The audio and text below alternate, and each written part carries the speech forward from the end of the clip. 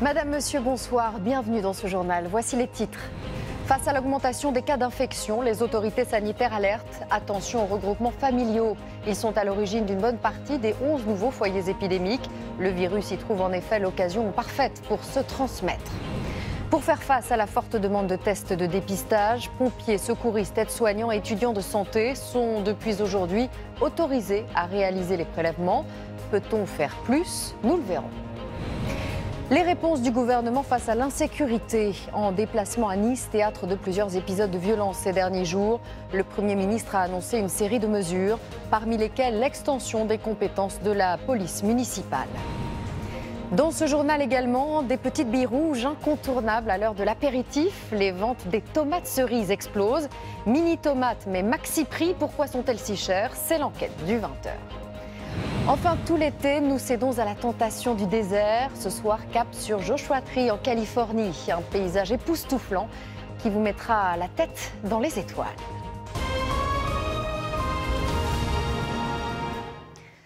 Après des semaines de confinement et en plein été, ce sont des moments très attendus. Mais avec des contaminations en hausse, les regroupements familiaux peuvent devenir dangereux.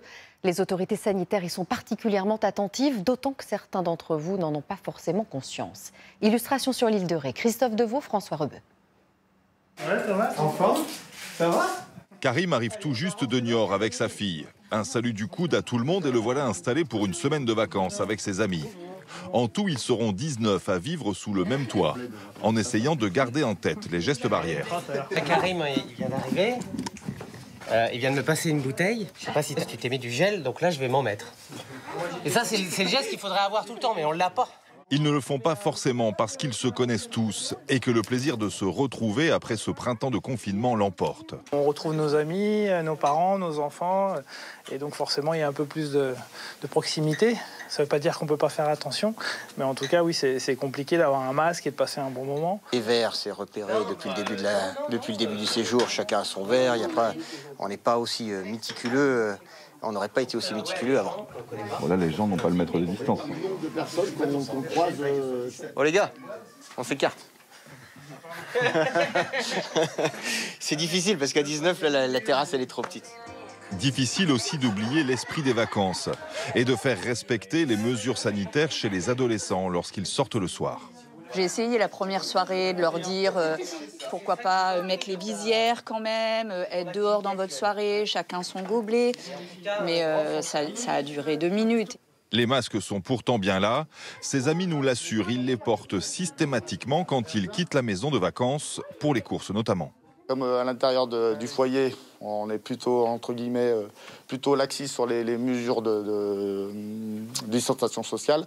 Au moins à l'extérieur, on essaie d'être rigoureux par rapport à ça. Ils repartiront tous bientôt vers Niort, Saint-Étienne ou Grenoble et réfléchissent déjà à l'idée de s'imposer une quatorzaine au retour des vacances.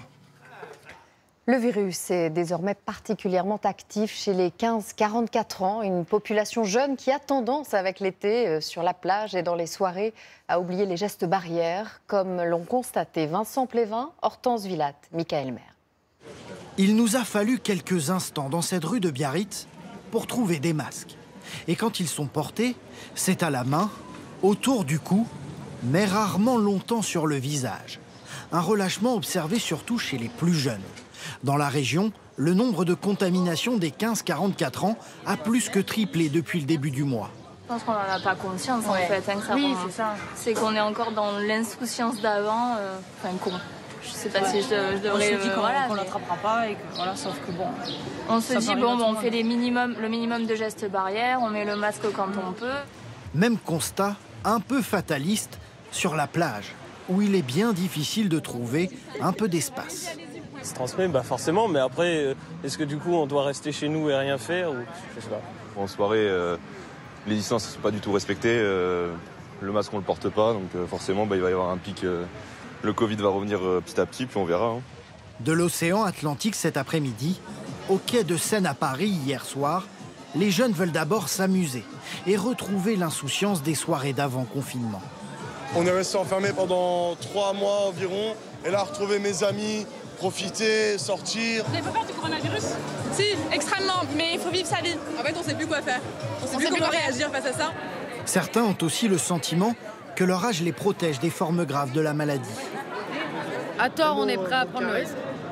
Mais ça fait du bien. Et je vous dirais, on n'est pas dans la cible en fait potentielle du Covid, alors peut-être qu'on est insouciant vis-à-vis de ça. Samedi soir oblige, ils seront encore nombreux ce soir à vouloir profiter de la douceur de l'été.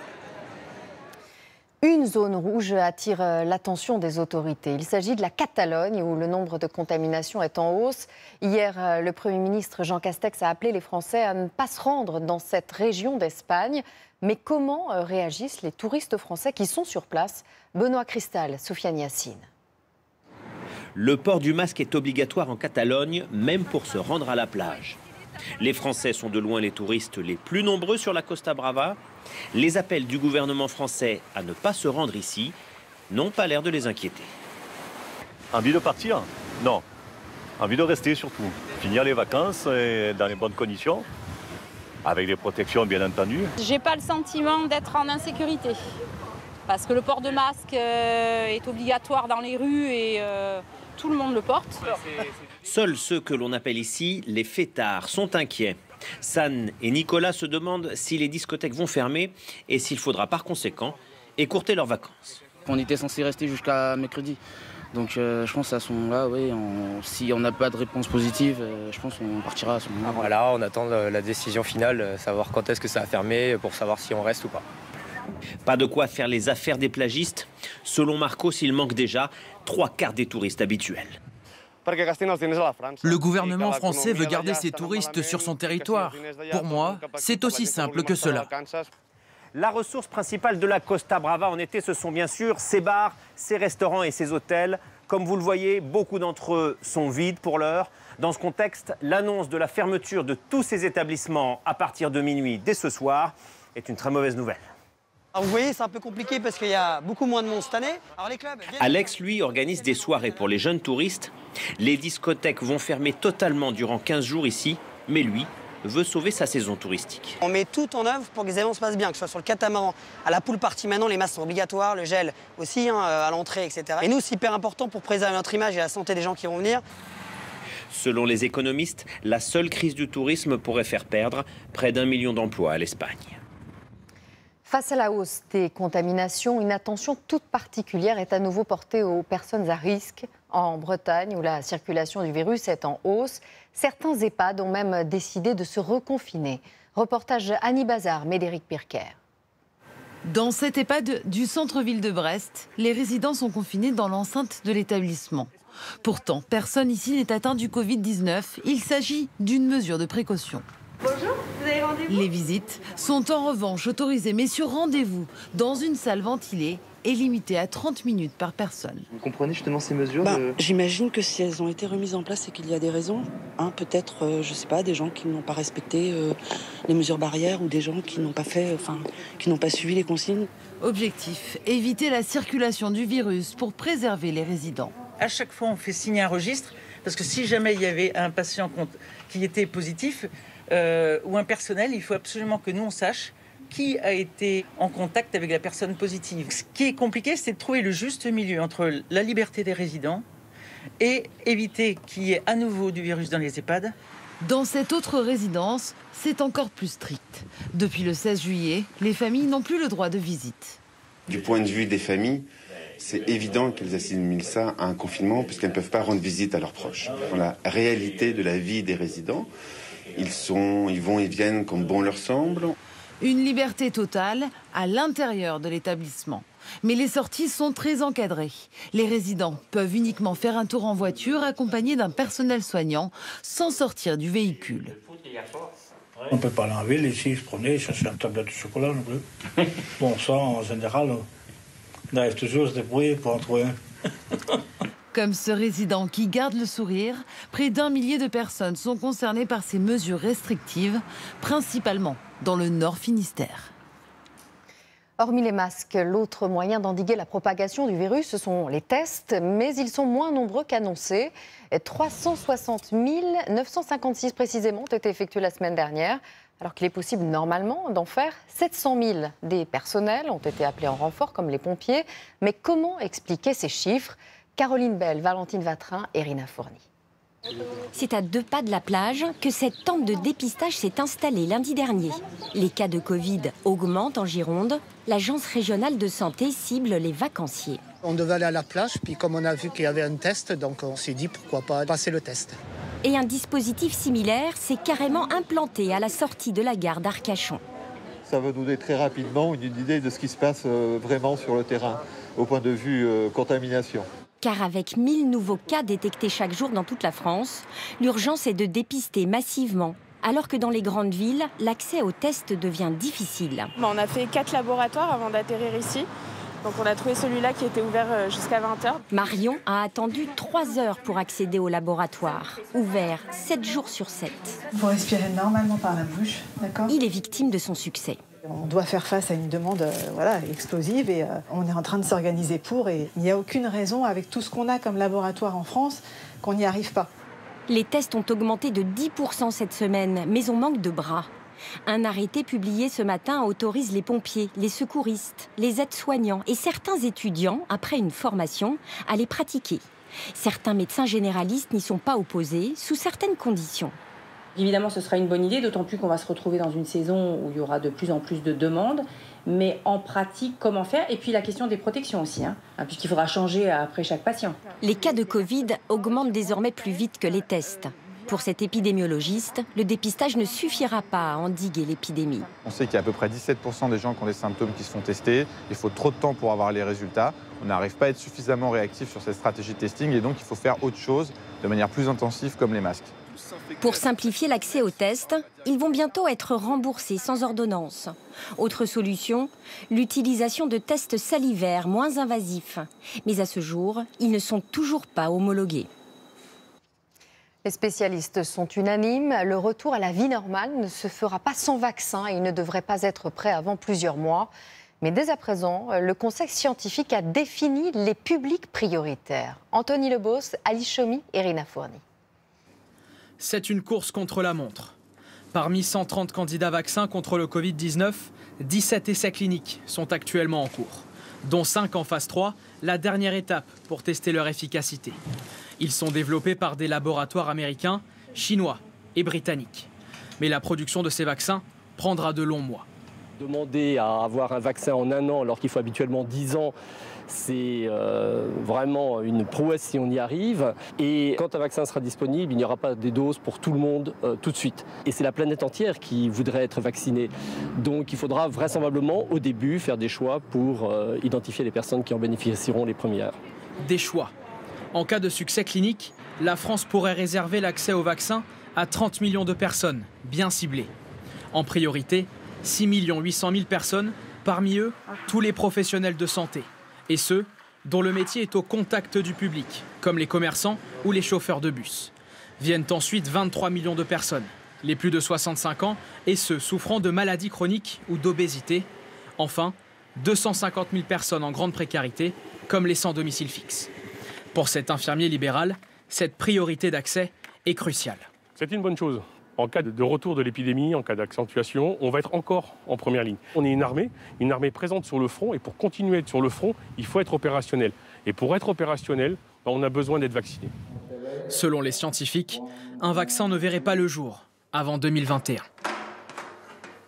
Et pour suivre et analyser les toutes dernières informations autour de l'épidémie, rendez-vous avec Thierry Coiffier dès 22h sur LCI, canal 26. Cela faisait plusieurs jours que le nouveau gouvernement était attendu sur le sujet. Depuis Nice, théâtre de nombreux épisodes de violence ces derniers jours, le Premier ministre Jean Castex a annoncé une batterie de mesures pour lutter contre l'insécurité au niveau local, mais aussi national. Lucas Hdela, Valérie Daran. Dans le quartier des Moulins, théâtre de 3 fusillades ce mois-ci, cette habitante exaspérée interpelle le Premier ministre. La sécurité de la drogue, c'est terrible ici. Je vous assure, il faut vraiment agir. Nous venons là pour ça, madame. Matignon avait promis des annonces fortes. C'est devant un commissariat que Jean Castex dévoile son plan pour réaffirmer l'autorité de l'État. Ici à Nice, comme ailleurs, je vais agir. Les effectifs et les moyens des forces de l'ordre sont renforcés. 6 000 policiers et gendarmes ont déjà été recrutés. 4 000 nouveaux renforts sont attendus dans les 2 prochaines années. La prime versée aux agents des quartiers difficiles sera étendue à l'ensemble de la ville de Nice. Côté justice, 150 emplois pour l'action pénale de proximité sont annoncés. Autre mesure, la simplification de certaines procédures. Déjà expérimentées dans plusieurs villes, les amendes forfaitaires pour usage de stupéfiants seront généralisées. Plus d'arrestations, mais une sanction de 200 € immédiate pour les consommateurs. Une mesure dont l'efficacité n'est pas encore prouvée pour cet ancien magistrat. Si on s'imagine que c'est ça qui va changer les choses au niveau national, alors vraiment, c'est se raconter des histoires à dormir debout. Il s'agit simplement de savoir si dans les villes concernées, eh bien, la consommation de drogue a baissé. Donc on est très très loin d'avoir les éléments qui nous permettent de déterminer si c'est bon ou si c'est pas bon. Enfin, la police municipale se verra bientôt attribuer de nouvelles compétences. On peut imaginer qu'ils participent à des contrôles d'identité, qu'ils interpellent des personnes dans le cadre de la commission de délit. Mais la vraie question qui se pose est de savoir si cette police municipale qu'on assimilerait peu à peu à la police nationale aurait une formation équivalente à celle-ci. Ces missions supplémentaires seront définies prochainement par les ministres de l'Intérieur et de la Justice. Elles seront mises en place de façon expérimentale dans un premier temps. À Nice, lundi, la violence a atteint un point d'orgue avec une fusillade en plein jour devant un supermarché. Alors comment réagit-on à ces annonces sur place? Mathilde Guénégan, Thierry Valta, Antoine Pocry. Dans le quartier des Moulins à Nice, la plupart des habitants se disent satisfaits des annonces du Premier ministre.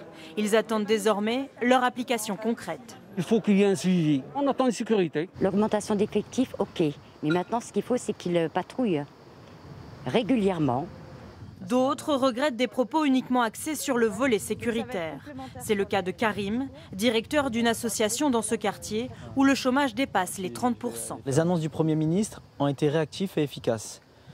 Je pense qu'il faut associer à ces annonces réellement axées sur le volet sécuritaire quelque chose de transversal qui nous permettra de lutter contre l'insécurité grâce à de la réinsertion professionnelle, grâce à de l'accompagnement éducatif. Plus de moyens, des primes pour les policiers niçois, les représentants syndicaux des forces de l'ordre, présents lors du discours du Premier ministre, estiment avoir été entendus. Il y a des vrais signes qui ont été envoyés, on a beaucoup d'espoir, on va enfin pouvoir recommencer, j'ai envie de dire, à composer des patrouilles de police dignes de ce nom. Même sentiment du côté des policiers municipaux. Ils vont avoir de nouvelles compétences, essentielles selon eux, pour mener à bien leur mission. Dans notre quotidien, ça permettra aux policiers municipaux d'être plus autonomes et d'être plus armés pour lutter contre la délinquance. Des policiers satisfaits, ils pourront aussi compter sur des effectifs supplémentaires. Le maire de la ville, Christian Estrosi, a promis d'embaucher 80 agents municipaux d'ici la fin de l'année. C'est un phénomène désormais récurrent et 2020 n'y échappe pas. 53 départements sont placés en alerte sécheresse. Par endroits, la situation est très critique, comme en Saône-et-Loire où les rivières sont à sec. L'usage de l'eau est donc limité au strict minimum. Carnet de route signé Yanis Matisse, Eric Napi. Nous avons pris la route à la recherche de cette eau, si précieuse à notre quotidien, devenue si rare dans la nature. En Saône-et-Loire, nous avons rencontré Georges Guyonnet et Guy Moret. Ils ont l'habitude de pêcher ici. Aujourd'hui, nous sommes en plein milieu du lit de la rivière, de la Bèze, et l'eau devrait, je suis à genoux, mais l'eau devrait m'arriver ici, à la hauteur du nombril. Les poissons sont en souffrance ou finissent par mourir. Les écrevisses, elles, cherchent quelques centimètres d'eau pour se réfugier. C'est un souci pour tout le monde, aussi bien pour l'être humain que pour le poisson, la faune, la flore, tout est touché. C'est inquiétant. Le sous-sol est en très mauvais état parce qu'on n'a pas de pluie l'hiver, on n'a pas de neige, on n'a pas de pluie au printemps, pas d'orage l'été. Ça fait au moins déjà 3-4 ans, c'est une catastrophe. Les nappes phréatiques sont au plus bas. Comme 12 autres départements, la Saône-et-Loire a été placée en niveau rouge, celui de crise, le plus élevé sur l'échelle de la sécheresse. Le maire de Trembly affiche l'information. C'est de plus en plus grave pour chez nous, c'est de plus en plus sec, donc c'est des arrêtés qui font qu'on ne doit plus arroser n'importe quand. Beaucoup de contraintes pour les gens chez nous. L'usage de l'eau reste autorisé à titre prioritaire pour la santé, l'alimentation et l'arrosage des jardins potagers uniquement de 20h à 8h du matin. Bernard récupère l'eau de pluie par précaution. Il y a 3 queues de 1000 litres là-haut. Ça remplit les cuves et ça arrose le jardin en même temps. On a toujours un peu d'avance. Principe. À 60 km de là, dans le Rhône, cet agriculteur n'a plus d'eau de source pour abreuver ses 90 bêtes. Alors il a pris une décision radicale depuis 4 ans. Le moyen le plus simple qu'on a trouvé, c'est l'eau potable que chaque citoyen consomme, qu'on a apportée dans les différents prés où les animaux se trouvent. Ça représente à peu près 9000 litres jour. Selon les météorologues, la sécheresse devrait encore plus s'aggraver au mois d'août. C'est l'un des secteurs qui prend de plein fouet la crise économique découlant de la crise sanitaire, et cela malgré les soldes. Certaines enseignes d'habillement sont à la peine et ce n'est pas nouveau. Les experts estiment que les dépenses vestimentaires des Français ont chuté de 15% en 12 ans. Soufiane Aklouf et Karine Bétain ont tenté de comprendre pourquoi. Camailleux, Célio ou encore Naf Naf, des enseignes en difficulté financière. Et ça se voit. Dans les rues, les sacs remplis de bonnes affaires se font rares. Je l'ai fait sur Internet.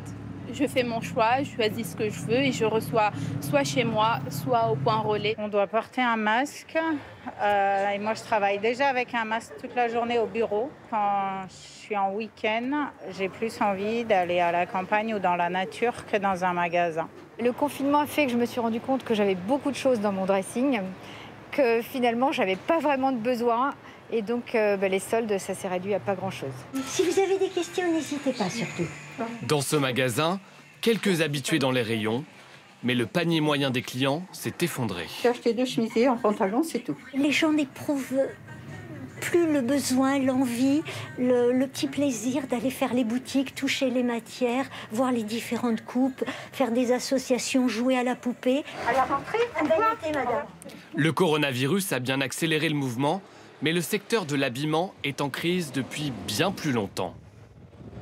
C'est un marché qui a perdu en France 3 milliards d'euros sur les 10 dernières années, donc c'est un marché qui est en décroissance. Simplement parce que les Français, ils achètent moins de vêtements parce qu'ils achètent plus d'autres choses. Plus de culture, de santé, de loisirs, de technologie. Toutes les marques ne sont pas logées à la même enseigne.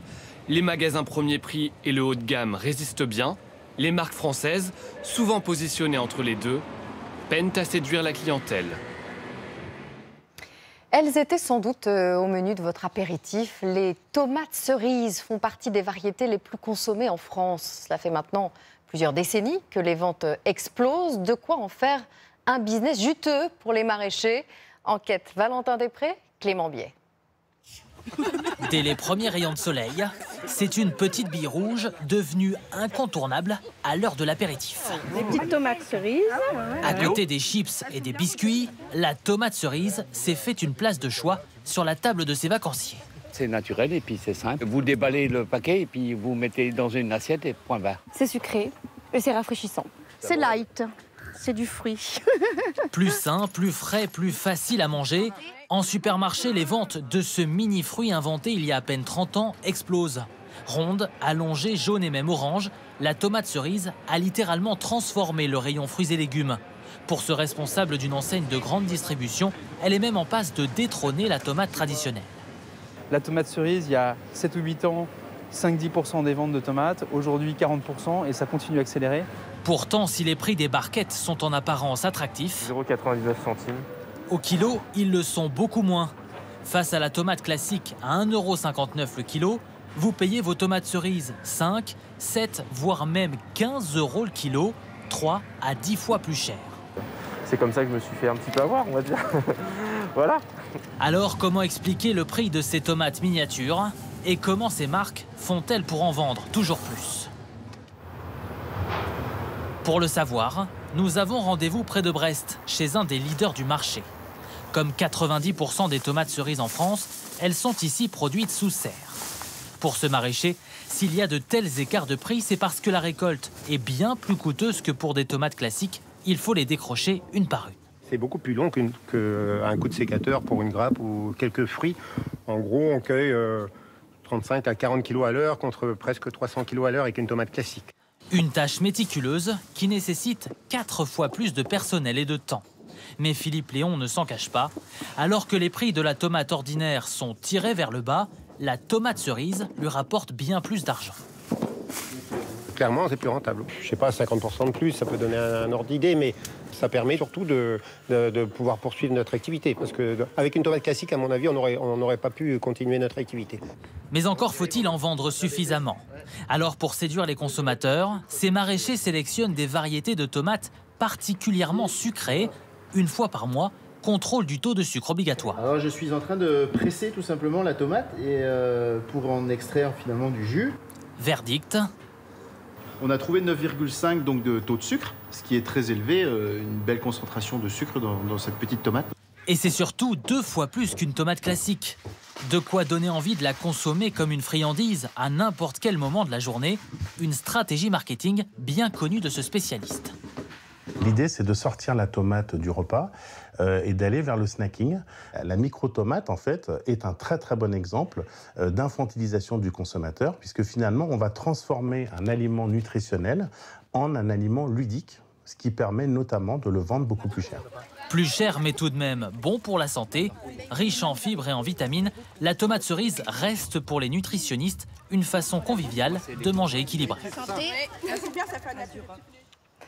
Si vous avez pris la route aujourd'hui, vous les avez sans doute croisés. Tout le week-end, nous vous proposons de découvrir le travail de ceux grâce à qui votre route n'est pas semée d'embûches.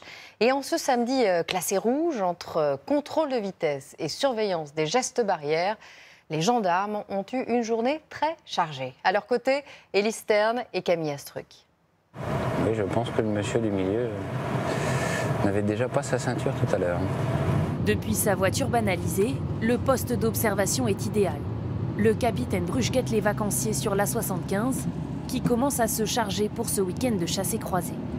Donc on va prioritairement chercher tout ce qui est infraction au téléphone, le non-respect des distances de sécurité, les dépassements par la droite. C'est vraiment les fautes de comportement qui sont susceptibles de générer un accident grave. Bonjour monsieur, contrôle gendarmerie.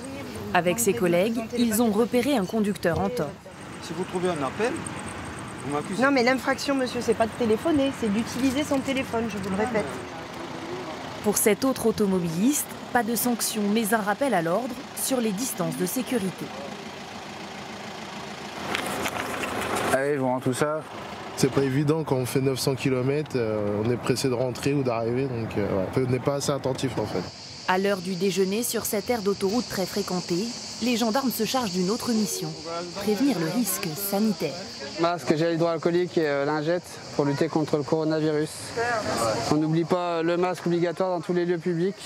On revient de vacances et on a presque oublié parfois cette pandémie et c'est bien de le rappeler et de se protéger surtout. Eh bien, vers vous. C'est reçu pour la 308 break grise à 127. 127 km/h au lieu de 80. C'est la plus grosse infraction de la journée sur cette départementale. À côté de l'autoroute, le réseau secondaire moins embouteillé fait aussi l'objet de la surveillance des gendarmes. Le fait d'être dehors permet aux gens effectivement de se rappeler des règles. Malgré tout, dans le lot, on arrive à sortir quelques véhicules qui sont en excès. Plus de 30 km/h à l'enregistrement. Les effectifs se sont relayés, tous sur le terrain, pour une cinquantaine de PV dressés, mais surtout pour marquer leur présence et éviter peut-être des accidents. Lui a passé 4 mois sans faire de vagues. L'Aqua Boulevard, l'un des plus grands parcs aquatiques de France, a rouvert ses portes à Paris il y a quelques jours. Mais comment allier baignade et gestes barrières et quelles conséquences le coronavirus a-t-il sur la fréquentation? Alice Bacot, Romain Dibiec. C'est le plus grand parc aquatique urbain d'Europe. 2 bassins à vagues, 11 toboggans, 120 cours d'aquagym par semaine et même un simulateur de ski nautique. Après une mise à l'arrêt forcée, les portes rouvrent dans des conditions particulières, mais les habitués sont au rendez-vous. J'aime bien le décor, j'aime bien les attractions et c'est bien, je suis content, je suis avec mes amis. C'est calme aujourd'hui. Mais c'est plutôt bien? Ah, c'est plutôt bien. Je suis très contente parce que ce lieu me plaît beaucoup, on s'amuse bien. Je vais faire beaucoup de toboggans surtout. Pour que les clients passent une bonne journée, en coulisses, le personnel travaille au rythme du protocole sanitaire. On fait des infections. 4 fois par jour, les employés de la brigade Covid nettoient l'intégralité du parc, soit 8000 mètres carrés. C'est pas facile. Autour des bassins, les 12 maîtres nageurs surveillent et sont attentifs au respect des consignes. La première règle importante, il faut respecter les 1 mètre de distanciation physique sur l'ensemble du bassin. Un seul mot d'ordre, la pédagogie. Chaque maître nageur contrôle sa zone pour s'assurer qu'il y a des 1 mètre de distanciation physique. Et il y a également des plagistes qui sont là en renfort l'été et donc qui ont pour mission spécifique de faire respecter ces distanciations-là. Pendant le confinement, l'établissement a perdu beaucoup d'argent. Accueillir à nouveau du public représente un soulagement. C'est tout ce qu'on attendait depuis 4 mois, hein, parce que fermer un centre comme ça qui est ouvert 365 jours par an, évidemment c'est compliqué économiquement, mais moralement aussi pour les équipes. Depuis la réouverture, l'accès au parc est limité à 3500 personnes au lieu de 5000 habituellement. Ce matin-là, il n'était que quelques centaines à profiter des bassins et du soleil parisien en toute tranquillité. Elles aussi ont dû s'adapter au contexte sanitaire. Les colonies de vacances attirent chaque année environ 1 million d'enfants. Ce sera forcément moins cet été. On estime que seulement 50% des séjours ont été maintenus. Le protocole est très contraignant, mais n'entache pas pour autant l'esprit des jolies colonies de vacances, comme l'ont constaté à Gérardmer, Guillaume Gruber et Christophe Annès. On fait attention aux autres avec sa baguette. Tous les jours dans cette colonie de vacances, les activités sont différentes. Aujourd'hui, les jeux se font en kayak sur le lac de Gérardmer. La colo, un vrai bonheur retrouvé pour Charlize et ses copains. C'est bien, il y a plein de gens qu'on ne connaît pas et ils commencent à être mes amis. Je trouve qu'il y a beaucoup d'activités sympas. Hier, on a fait de l'acrobranche et il y a des très bonnes veillées. Tends tes mains vers l'avant, voilà, super. Les enfants qui participent à ce séjour ont entre 5 et 15 ans. Quand il est impossible de garder ses distances, le masque est obligatoire pour les plus de 11 ans. Ça reste des vacances, c'est presque comme d'habitude. J'avais un peu envie de sortir de chez moi. Dès qu'on a le savon, pendant 20 à 30 secondes, on se lave les mains, donc on compte. Les règles sanitaires ont été renforcées pour ces premières vacances après le confinement. Chaque centre est dirigé par un référent Covid. Ici, garçons et filles sont servis à table pour éviter les allées et venues. D'habitude, les enfants, ils vont se lever, remplir leur eau, gérer leur pain. Là, maintenant, les enfants n'ont plus le droit de se lever. Donc voilà, donc on essaye malgré tout de les laisser par table. Donc chaque enfant a sa place qui garde tout le séjour. Allez les loulous, on y va! Toute la journée, les animateurs doivent porter un masque. Et dans les chambres, le nombre de couchages a été réduit de 40%. Là, il n'y en a que 2 qui sont utilisés. Celui-ci où l'enfant dort avec la tête complètement à droite. Et celui-là là-bas où l'enfant dort avec la tête complètement à gauche. C'est aussi pas qu'ils aient les têtes collées en fait. Pour cette colo, le protocole anti-Covid, c'est un surcoût de 50 € par enfant. Une dépense non répercutée sur le prix des séjours. Les activités se font en plus petits groupes, mais pas de quoi gâcher ce bel été. Partons maintenant pour une randonnée au sommet dans le massif des Écrins. Le glacier blanc attire de nombreux vacanciers. Une expérience qui pourrait bien disparaître car ces neiges ne sont plus éternelles. Le réchauffement climatique le fait reculer d'année en année. Depuis un paradis presque perdu, Pauline Lefrançois, Philippe Fontalba. C'est une ascension privilégiée. Ah oui, ça se mérite, oui. À la découverte d'un autre univers minéral. C'est quand même quelque chose de magique. Le glacier blanc au cœur du massif des Écrins. Moi, ça me fait une impression comme waouh! L'été, c'est le sentier le plus emprunté au départ d'Elfroide, dans le parc national des Écrins. 3 heures de marche, 700 mètres de dénivelé, mais cela n'empêche pas des milliers de randonneurs d'arpenter ce chemin à 1800 mètres d'altitude. Il monte bien, mais c'est bien praticable, donc ça le fait. Ça va, je suis un petit peu essoufflée, mais ça va. C'est tellement beau, donc voilà, c'est très bien, ça permet de s'évader, de penser à autre chose. C'est formidable. S'évader et contempler, car soudain, au bout d'une heure de marche, le glacier blanc se dévoile à 2200 mètres d'altitude. Depuis la fin des années 80, le glacier ne fait que reculer régulièrement, et là, ce qu'on voit, c'est son front. Les scientifiques du parc observent chaque jour ce glacier en danger. Comme le montrent ces images, en 40 ans, le front du glacier a reculé d'1 kilomètre, dont 60 mètres l'année dernière. Plus le réchauffement va arriver, plus on va perdre d'épaisseur. Et c'est ça qui fait la masse d'eau, c'est ça qui fait les cascades qu'on voit et qui sont en train d'évacuer la glace et la faire descendre dans la vallée. Là où la glace se retire, une autre vie apparaît, comme ici, sur ce que l'on appelle les marges glaciaires. Cette expédition scientifique a pour mission de mesurer l'humidité du sol et le rayonnement solaire qui favorise l'arrivée d'une nouvelle végétation. Suite au recul du glacier, la colonisation végétale se met en place, donc va remonter sur ces espaces qui sont désenglacés. Et donc nous, ce qu'on étudie, c'est comment le trèfle des rochers, qui est une espèce rare, s'implante, survit.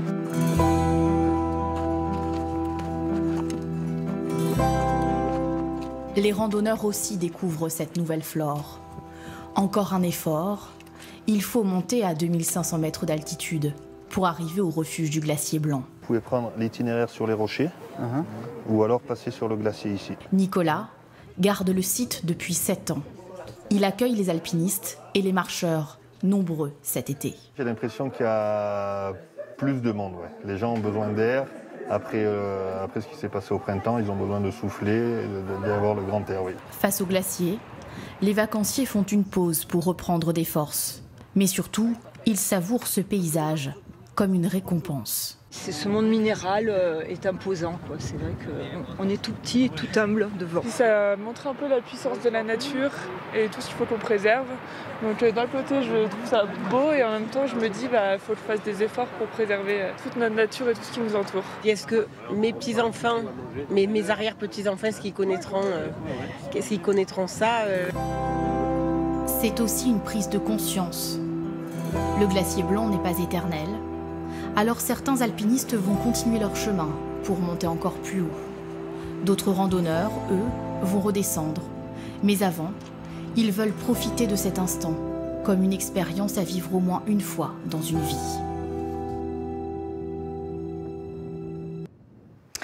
Tout l'été, nous vous proposons de creuser dans le sable à la recherche des secrets du désert, car ces étendues vides sont peuplées d'histoires, d'hommes et de nature.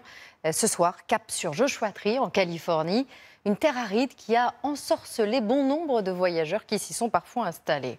Amandine Atalaya, Gary Grabli, Mathieu Derrien. On y entend le souffle du vent seulement. Et l'on a pour compagnon d'un soir quelques silhouettes presque fantomatiques dans ces halos, venus comme nous embrasser du regard un paysage majestueux, aride, où les sommets alentours s'étendent jusqu'aux contrées d'un autre pays, le Mexique. David arpente les lieux depuis son enfance, avec une passion inchangée. C'est très émouvant de voir le sourire des gens, la joie des enfants quand ils grimpent ici. Sur fond de cris de coyotes, le ciel déploie des couleurs pastel. Et l'on hésiterait presque à venir troubler la quiétude de ces jeunes visiteurs. Je m'attendais à voir une belle vallée et des cactus, mais c'est tellement plus riche, il y a tellement plus de choses à voir. C'est beaucoup mieux que notre jungle urbaine de Los Angeles. Et soudain, la magie opère pleinement, de façon irréelle, mystique. Dans cette nature originelle que le passage des siècles a laissée intacte, David nous emmène voir un ciel d'une pureté quasi inégalée dans le monde. La lumière de cette étoile polaire met 250 ans à nous parvenir. Imaginez un peu, elle a commencé son voyage dans l'espace avant la Révolution française. Et nous pouvons l'admirer ici ce soir. À 2 heures de Los Angeles, ce paysage incroyable a logiquement attiré des cinéastes d'Hollywood. Il y a 70 ans, pour éviter d'avoir à voyager jusqu'au Texas, ils montent ici, de toutes pièces, cette ville de pionniers, au cœur du désert. Des centaines de westerns y sont tournés. Pas les meilleurs.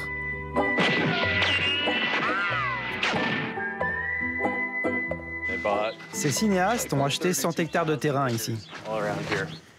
Ces deux amis, Mike et Eric, ont repris le motel de l'époque et l'ont rénové il y a 6 ans. Tous les acteurs dormaient ici, dans la chambre numéro 9. Ici, ils jouaient au poker. C'était un lieu de retraite pour Hollywood. Tous les deux sont citadins et ont voulu s'offrir le luxe de vivre aux portes du désert, loin de tout. J'ai grandi à New York, très loin de ce genre de paysage. Il y a vraiment une forme de magie ici. Magie qui a charmé, au-delà des cinéastes, des dizaines d'artistes et de groupes musicaux. Perdus dans les méandres de ce désert de l'extrême, ils adoraient dans les années 70 prendre ici des drogues psychédéliques. Plus tard, U2, Paul McCartney ou le groupe américain Cock Robin tombent amoureux des lieux.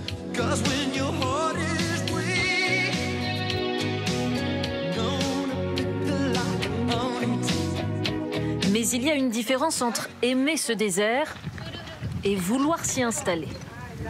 Il y a bien longtemps, des Indiens y ont laissé leur marque. Puis des Mormons ont traversé ces plaines. Ces arbres leur évoquent Josué, un personnage biblique avec les bras tendus vers le ciel. Ils appellent ce désert Joshua Tree. Après eux, plus personne ici. Les conditions hostiles font fuir. Il neige beaucoup l'hiver, il fait 47 degrés l'été.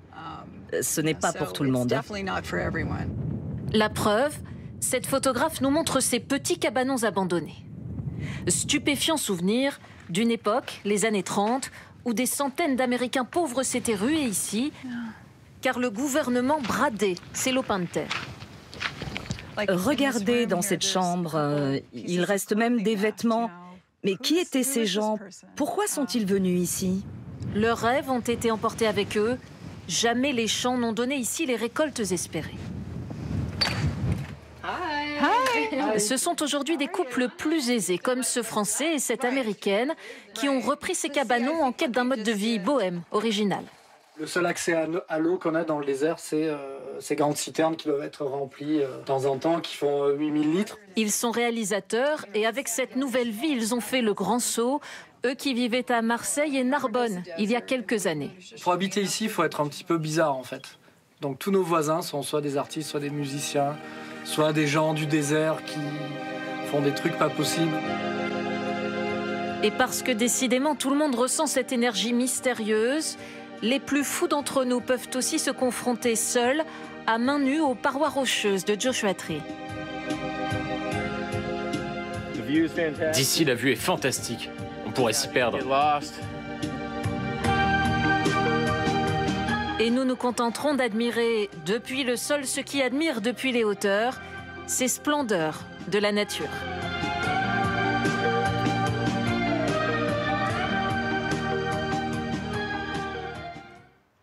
Voilà, c'est la fin de ce journal. Dans un instant, la météo de Tatiana Silva, suivie des 100 plus grands classements des moments de direct les plus mémorables. Quant à moi, j'aurai grand plaisir à vous retrouver demain dès 13h. Très bonne soirée à tous. À demain.